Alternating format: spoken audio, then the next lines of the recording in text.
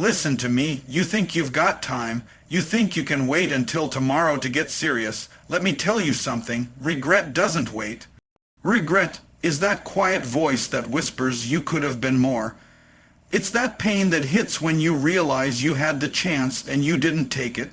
Discipline isn't about being perfect. It's about being committed. It's about doing what you said you'd do long after the feeling has left you. And I'm telling you right now, the pain of discipline is temporary, but the pain of regret, that lasts forever. So don't you dare click away, because if you've ever said, I want to be great, this right here is for you. Let's talk about what it really means to discipline yourself before life destroys you with regret. Listen to me, discipline ain't sexy. It's not flashy. Nobody's clapping for you at 4 a.m. when that alarm goes off. Nobody's cheering when you lace up your shoes in the dark when you're grinding in silence. But that's the exact moment champions are made. See, everybody loves the results of discipline, the car, the degree, the business, the success, but very few want the process. You can't just want it when it's convenient. You gotta want it when it hurts, when you're tired, when you feel like quitting. Because that's when the real version of you shows up. I remember this young athlete I trained, talented beyond belief. Fast, strong, gifted, but he had one problem. He only worked when he felt like it. One day he'd be all in, next day he'd sleep in. I told him straight, son, you're letting your feelings dictate your future. One morning I called him at 4 a.m. The same as always, he didn't answer, called again. Finally he picked up, voice heavy with sleep.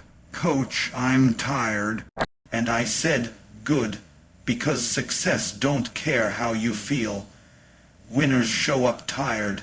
Winners show up hurt. Winners show up hungry. That day he got up. We trained in the cold, no crowd, no cameras, just heart. A few months later he earned a full scholarship. But it wasn't the talent that got him there. It was that one decision to show up when he didn't feel like it. That's what discipline is: consistency over comfort. It's choosing your purpose over your mood, your destiny over your excuses. You think every morning I wake up ready to grind? You think I feel like flying across the country, giving speeches, mentoring students, staying up till 3 a.m.? Writing goals? No, but I do it anyway because my commitment is bigger than my comfort. You see, your feelings are liars. They'll tell you, rest a little more. They'll whisper you deserve a break. And yes, sometimes you do, but most times that voice is fear wearing a disguise. Fear of failure, fear of pain, fear of growth. When you're disciplined, you don't negotiate with your emotions, you lead them. You tell your body, we move. You tell your mind, we push. You tell your spirit, we finish. Because discipline trains you to act your way into feeling, not feel your way into acting. That's why some people talk about dreams while others live them. The dreamers wait for the right mood. The doers create the right mindset. So the next time that alarm hits and that little voice says, 5 more minutes, I want you to remember this. Every time you choose discipline over comfort, you're building a wall of strength, focus, and self-respect. Discipline is the muscle that makes success possible. You don't get it overnight, you build it rep by rep, decision by decision. Because at the end of the day, champions aren't defined by how they feel, they're defined by what they do.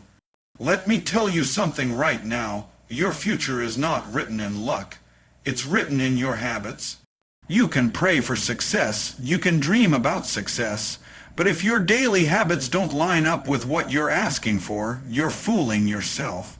People come to me all the time saying, E.T., I want to be successful, and I always ask the same question, show me your habits.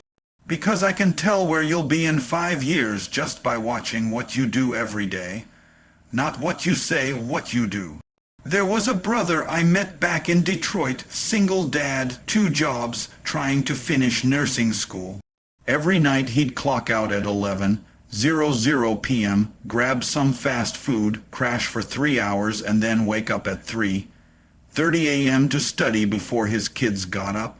No parties, no Netflix, no excuses. I asked him, "Man, how do you keep this up?" He said, "E.T., I've got two little faces looking at me every morning. I can't tell them discipline if I don't live it."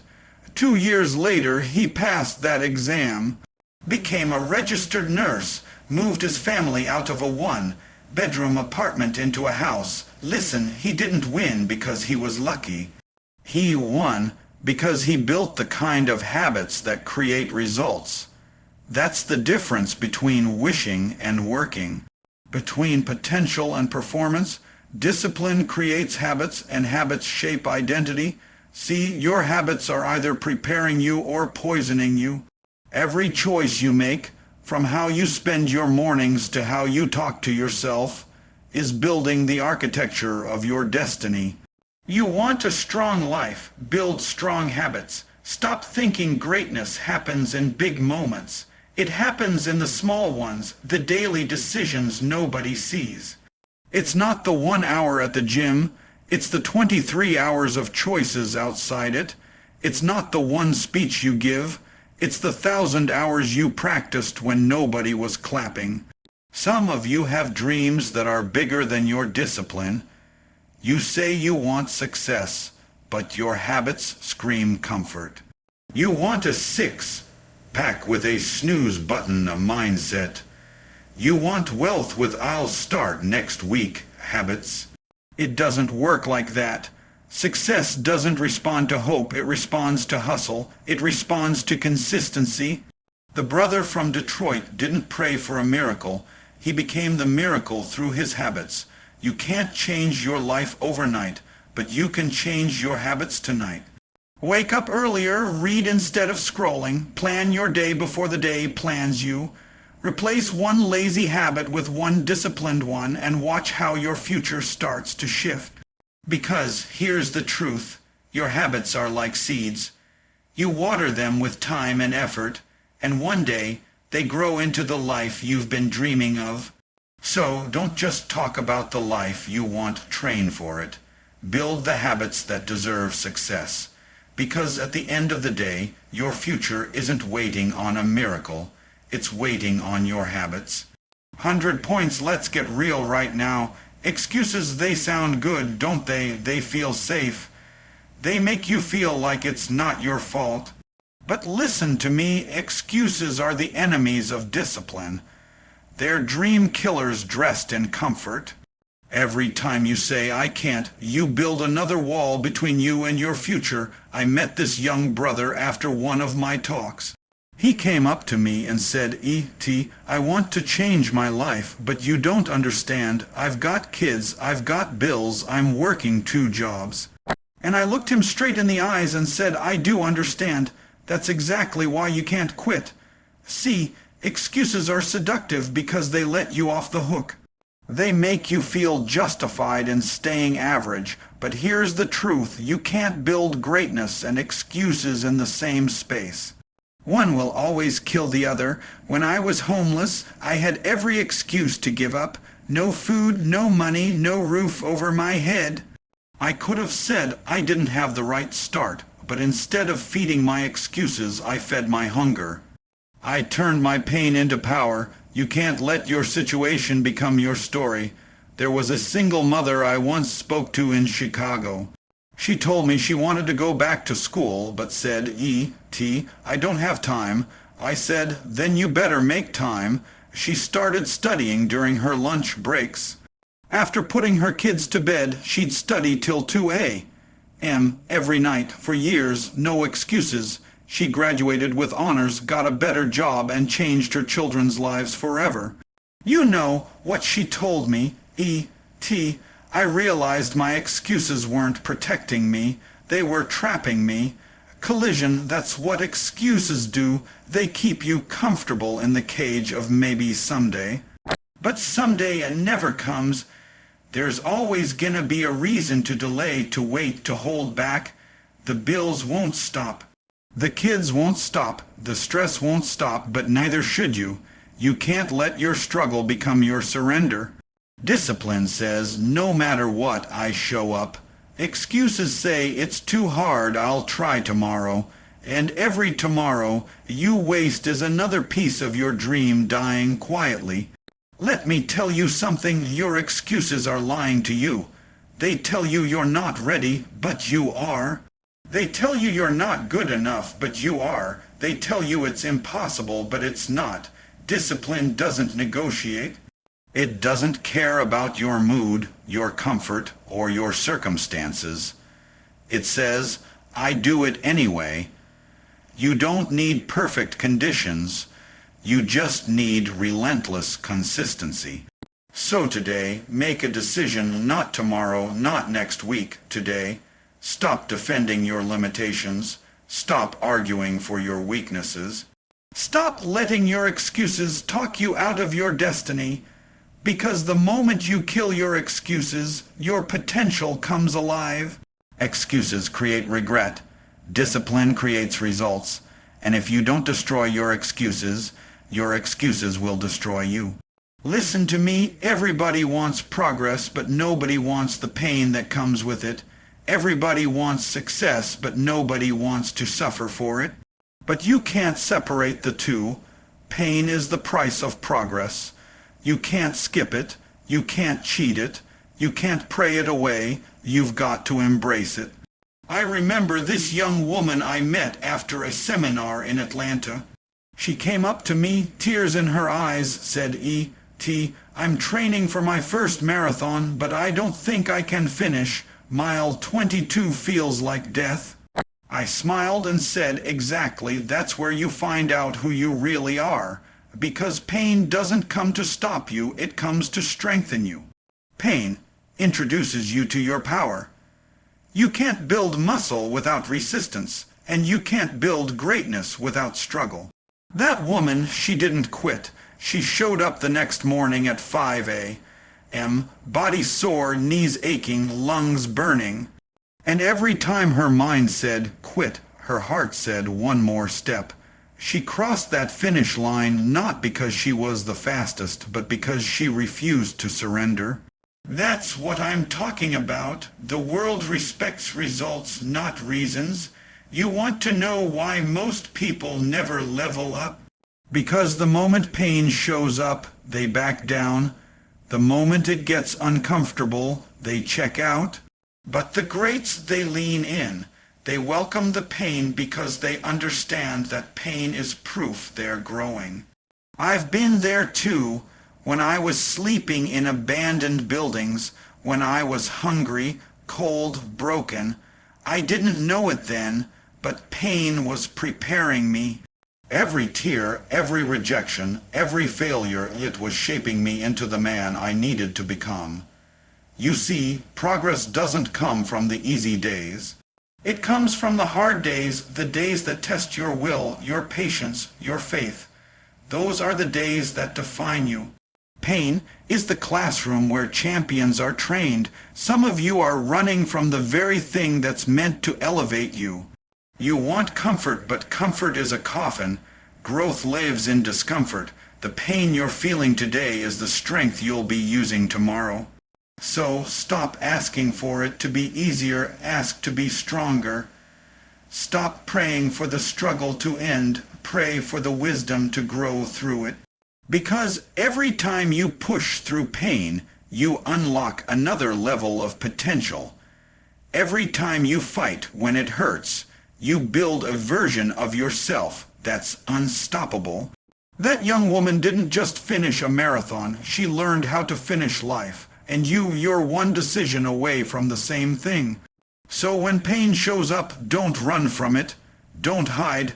Look it in the eye and say, you're not my enemy, you're my training partner. Because the truth is simple. No pain, no progress. No struggle, no strength. No discipline, no destiny. 100 points, listen to me. Discipline dies in isolation. You can't grow if you're surrounded by people who keep you comfortable. You can't rise if you're always around folks who let you settle. You need people in your circle who demand your greatness. 100 points I remember when I was homeless, sleeping in abandoned buildings, eating out of trash cans. There were nights I wanted to quit, to disappear, but I had one brother who wouldn't let me. Every morning he'd come find me and say, "E.T., you better get up. You got work to do." That man didn't have much, but he gave me something priceless: accountability. He didn't pity me, he pushed me.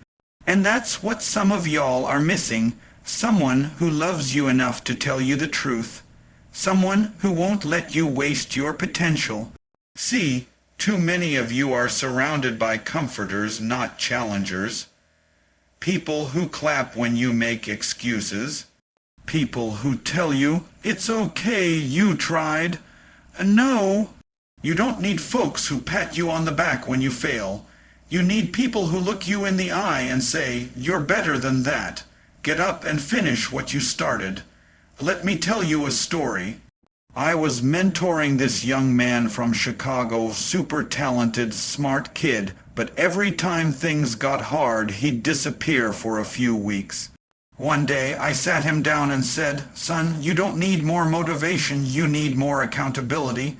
So we made a deal. Every night before midnight, he had to text me his progress, what he worked on, what he finished, what he learned. And if he didn't text, I'd call him at 5 a.m. the next morning for real. Guess what happened? Within 6 months, that kid launched his own clothing brand. Why? Because accountability builds consistency. When you know someone's watching, when you know someone's holding you to your word, your performance changes. That's why the greats always have coaches. Michael Jordan had Phil Jackson. Serena Williams had her father. Kobe had mentors. Even I got people checking me, making sure I stay locked in, stay humble, stay hungry. You can't grow alone. You need that circle that won't let you quit on yourself. People who remind you of your vision when you start drifting.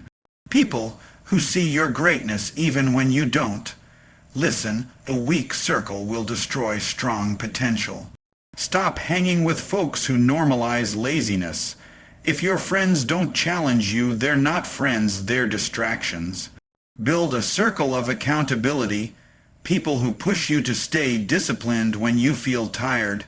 People who celebrate your effort, not your comfort. Because iron sharpens iron, but only if you stay close enough to feel the sparks. High voltage, so look around your life right now. If your circle doesn't inspire you, it's time to draw a new one. Accountability isn't control, it's commitment. It's the foundation that keeps your discipline alive. You can't do this alone, nobody can. But with the right people in your corner, you'll go further, faster, and stronger than you ever thought possible. Because when your circle is right, your standards rise, your focus sharpens, and your future expands. Let me make this clear: dreams don't work unless you do. You can dream big, visualize success, write it on your wall, speak it into existence, but if you don't have discipline, it will never leave your imagination. Discipline is the bridge between wanting it and living it. When people see me now, the degrees, the success, the traveling, the speaking, they think, "E.T., you made it." But what they don't see are the years of grinding when nobody knew my name, the nights I slept in abandoned buildings, the mornings I woke up hungry, cold, and broken, but I still got up and worked. That's not talent. That's not luck, that's discipline. Discipline means showing up even when there's no applause. It means staying focused when there's no spotlight. It means building brick by brick when nobody's watching, because you believe in what you're building. There's a young man I met in New York. He told me, "E.T., I've got big dreams. I want to start a business. I want to inspire people." I said, "Cool, what time you waking up?" He said, 8:30. I laughed and said, "Son, your dreams wake up at 4 a.m. Listen, you can't sleep 8 hours and expect to live a dream that requires 24-hour effort. You've got to be obsessed. You've got to be locked in. Discipline means doing what needs to be done whether you feel like it or not.